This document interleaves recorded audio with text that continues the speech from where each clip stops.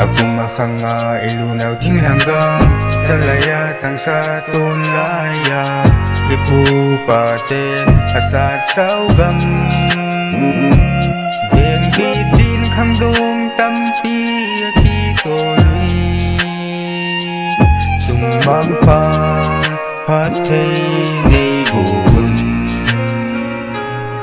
Chung pathen tunin Keiho Kuki nam hi Suhkhel thilbol ngaidam mun Chung pathen pehsa gam Zalengam semdoh nadin Thahat galjo nadin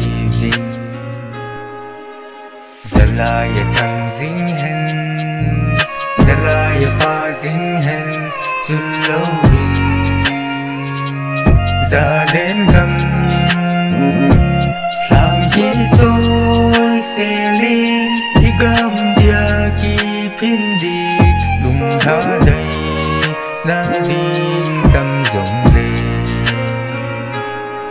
Chung pathen tunin Keiho Kuki nam hi Suhkhel thilbol ngaidam mun Chung pathen pehsa gam Zalengam semdoh nadin Thahat galjo neibon.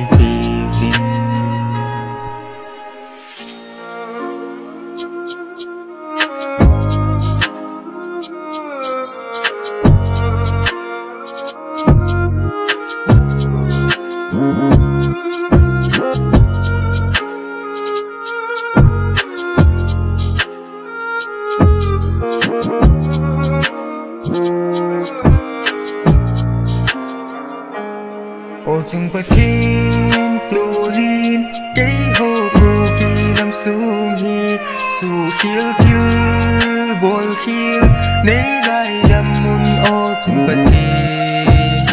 pathen pehsa gam Zalengam semdoh nadin Thahat galjo